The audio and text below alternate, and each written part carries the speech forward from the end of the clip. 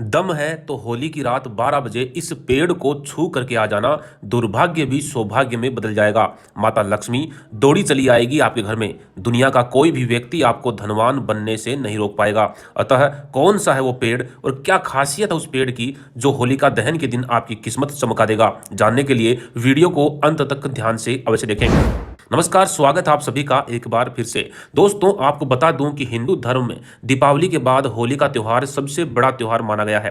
पंचांग के अनुसार फाल्गुन पूर्णिमा को प्रदोष काल में होलिका दहन होता है और उसके अगले दिन यानी कि चैत्र मास की कृष्ण प्रतिपदा के दिन रंग यानी कि होली खेली जाती है। होली को रंगों का त्योहार कहा जाता है। होली के दिन लोग एक दूसरे को रंग और गुलाल लगाते हैं, बधाइयां देते हैं, शुभकामनाएं देते हैं। इस साल होलिका दहन की तिथि पर सुबह के समय भद्रा रहेगी। आपको बता दूं कि हिंदू कैलेंडर के अनुसार फाल्गुन मास की पूर्णिमा तिथि 6 मार्च दिन सोमवार को शाम 4:17 पर प्रारंभ होगी और इस तिथि का समापन 7 मार्च दिन मंगलवार को शाम 6:09 पर होगा। फाल्गुन मास की पूर्णिमा को प्रदोष काल में होलिका दहन किया जाता है। इस प्रकार इस बार होलिका दहन 7 मार्च मंगलवार को है। 7 मार्च मंगलवार को होलिका दहन का शुभ मुहूर्त शाम को 6:24 से शाम 8:51 तक रहेगा। इस दिन होलिका दहन का समय 2 घंटे 27 मिनट का रहेगा।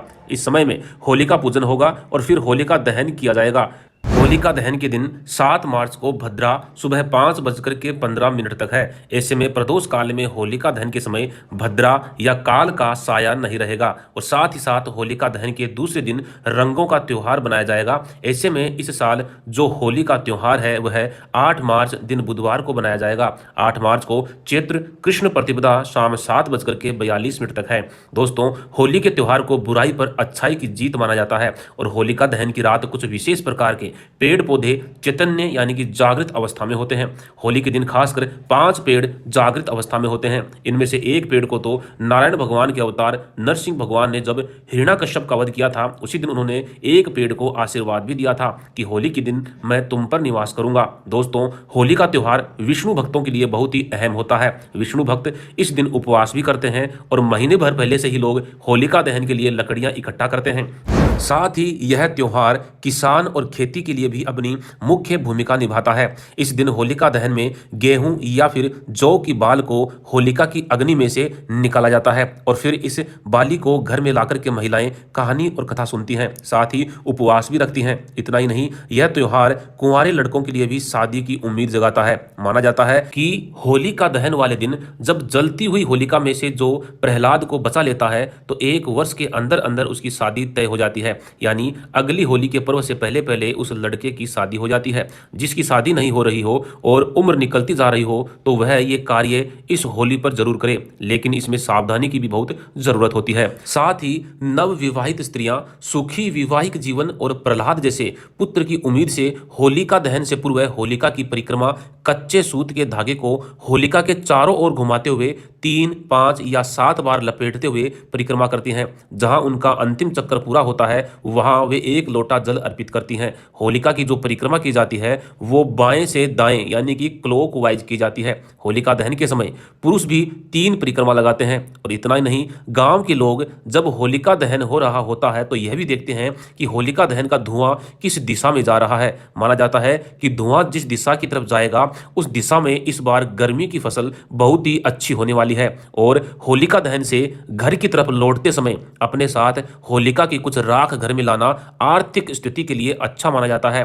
होलिका दहन से लाई गई राख को लाल रंग के कपड़े में बांधकर या तो घर के मुख्य दरवाजे पर लटका देते हैं या अपनी छत पर रख देते हैं। होलिका दहन के दूसरे दिन यानी कि रंग वाले दिन सुबह जल्दी जहां होलिका दहन किया गया था वहां पर महिलाएं जाती हैं और वहां की राख में पानी डालकर कुछ अनाज के दाने डालती हैं। अनाज वही होगा जो गर्मियों में बोया जाता है, जैसे बाजरा, मूंग, मोठ, गुआर आदि। अब अनाज डालकर के उस राख का एक लड्डू बनाया जाता है। अब उस राख के लड्डू को घर के परिंदे में यानी कि घर में जहां पीने का पानी रखा जाता है वहां पर रख दिया जाता है। माना जाता है कि यह लड्डू 2 काम करता है। नंबर 1 तो यह है कि पूरे वर्ष घर में अन्न और धन की कमी जो है यह लड्डू नहीं होने देता और दूसरा, इस लड्डू में से कौन सा अन्न अच्छे से उग करके बाहर आता है, जो अन्न इस लड्डू में से उग करके अच्छे से बाहर आएगा वही अन्न गर्मियों में बारिश के बाद किसान अपने खेतों में बोएगा। इस प्रकार की गई फसल से किसान को कभी भी नुकसान नहीं होता। अतः किसान और फसल के लिए होली का जो त्योहार है वह बहुत ही अहम होता है। लेकिन होली बच्चों के लिए भी कम खुशियां नहीं लाती। इस दिन बच्चे जो है वो अच्छी अच्छी मिठाइयां खाते हैं और रंगों के साथ खूब मस्ती भी करते हैं। होलिका दहन के दूसरे दिन अनेक रंग हमारी आंखों के सामने फैलने लगते हैं। हम खुद को भी विभिन्न रंगों में पुता हुआ महसूस करते हैं। लेकिन इस रंगीली होली को तो असल में धुलंडी कहा जाता है। होली तो असल में होलिका दहन का उत्सव है जिसे बुराई पर अच्छाई की जीत के रूप में बनाया जाता है। होलिका दहन के दिन बुराई का अंत हुआ था, यानी भक्त प्रहलाद की रक्षा और होलिका नामक बुराई का अंत इस दिन हुआ था। साथ ही विष्णु भगवान के अवतार नरसिंह ने हिरण्याकश्यप नामक असुर का वध भी किया था और अपने भक्त प्रहलाद के प्राण बचाए थे। इस खुशी में ग्रामवासियों ने होलिका दहन के दूसरे दिन रंग बिरंगे रंगों के साथ अपनी खुशी का इजहार किया था और आज भी होलिका दहन के दूसरे दिन रंग बिरंगे और सुंदर रंगों का उपयोग किया जाता है। और दोस्तों, मैं आपको शुरू में भी बता चुका हूं कि इस दिन कुछ पेड़ पौधे चैतन्य यानी कि जागृत अवस्था में आ जाते हैं। होली के दिन खासकर ये 5 पेड़ मध्य रात्रि 12 बजे के आसपास पूर्ण जागृत अवस्था में होते हैं।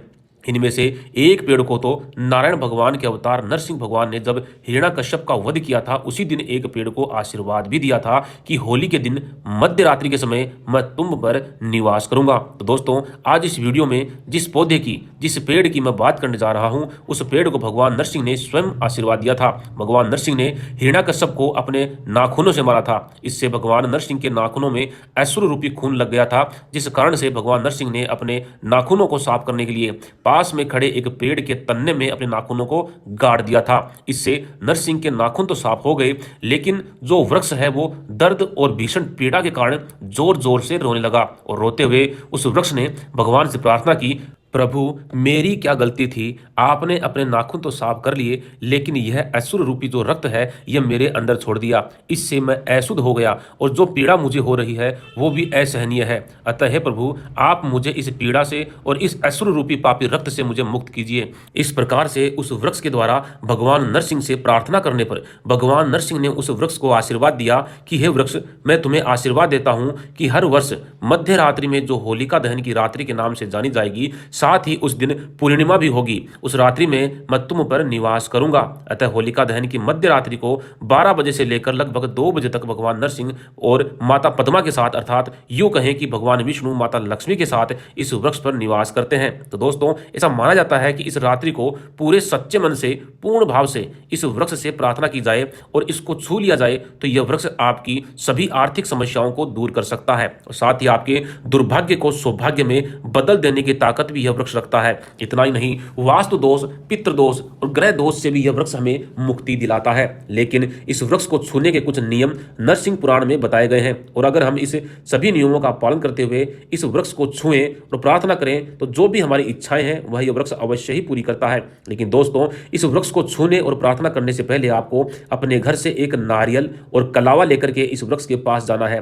फिर कलावे को इस वृक्ष पर एक साइड से हल्का सा जो है बांध दीजिए और नारियल को हाथ में ले लीजिए। कलावा जो है वो वृक्ष पे लपेटते हुए घड़ी की दिशा में इस वृक्ष की 101 परिक्रमा लगानी है आपको। जैसे ही आपकी 101 परिक्रमा पूर्ण होती है तो कलावा भी 101 बार अपनी परिक्रमा पूर्ण कर चुका होगा। इसके बाद बचा हुआ कलावा नारियल पर लपेटकर उस नारियल को पेड़ की जड़ के जो है नजदीक में रख दीजिए और हाथ जोड़ करके इस वृक्ष से प्रार्थना कीजिए कि हे वृक्ष देवता, हमारे जीवन में चल रही तमाम समस्याओं से हमें निजात दिलाइए। वास्तु दोष, ग्रह दोष, पितृ दोष, ग्रह क्लेश और यहां तक कि गरीबी और निर्धनता से भी हमें मुक्ति दिलाइए, क्योंकि आज के दिन आपके ऊपर भगवान विष्णु के अवतार नरसिंह का और माता लक्ष्मी के अवतार माता पद्मा का वास है। अतः मैं आपसे पुनः निवेदन करता हूं और आपके ऊपर जो दिव्य शक्तियां आज विराजमान हैं उनसे भी मैं प्रार्थना करता हूं कि मुझे मेरे जीवन में चल रही सभी समस्याओं से जल्द मुक्ति दिलाइए। इस प्रकार से आपको निवेदन करना है, प्रार्थना करनी है। उसके बाद में इस वृक्ष के एक फल को तोड़ लेना है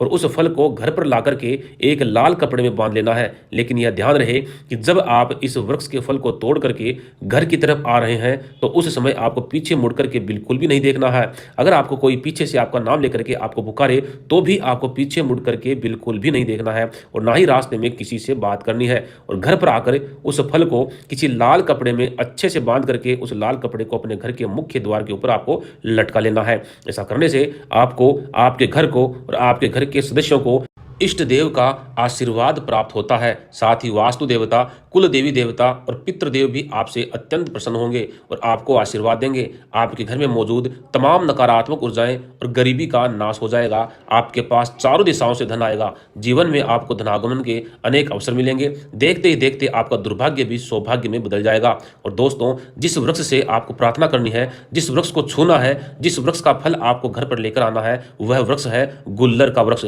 जी हाँ दोस्तों, गुल्लर का वृक्ष एक ऐसा वृक्ष है जिसको भगवान नारायण के अवतार नरसिंह का आशीर्वाद प्राप्त है। दोस्तों, ऐसा माना जाता है कि होलिका दहन की रात 12 बजे के आसपास गुल्लर के वृक्ष को बताए गए नियम के अनुसार स्पर्श करके यानी छू करके आया जाए, निवेदन किया जाए, तो आपके अंदर जो भी नकारात्मक ऊर्जा है वह तुरंत नष्ट हो जाती है। दुर्भाग्य की रेखाएं भी सौभाग्य की रेखाओं में बदल जाती हैं। साथ ही इसके बाद जीवन में व्यक्ति को धनागमन के अनेक अवसर मिलने शुरू हो जाते हैं। साथ ही व्यक्ति अच्छा धन कमाता भी है। जिस भी क्षेत्र में काम करेगा वहीं से उसको मुनाफा होगा। साथ ही जो इसका फल आप लाल कपड़े में मुख्य द्वार पर बांधेंगे, उससे आपको जीवन में चल रही कुंडली दोष, पितृ दोष, वास्तु दोष और लग्न दोष आदि से मुक्ति मिलेगी। साथ ही घर में स्थित नकारात्मक ऊर्जा का भी नाश होगा। तो दोस्तों, मैं आशा करता हूं कि इस जानकारी को आपने ध्यान से सुना होगा और इसका लाभ भी आप अवश्य उठाएंगे। अतः अब अंत में आप सभी को होली की हार्दिक शुभकामनाएं। भगवान नरसिंह जी आपकी हर प्रकार की समस्याएं दूर करें। ये होली आपके जीवन में एक बड़ा सकारात्मक बदलाव लेकर के आए। धन्यवाद।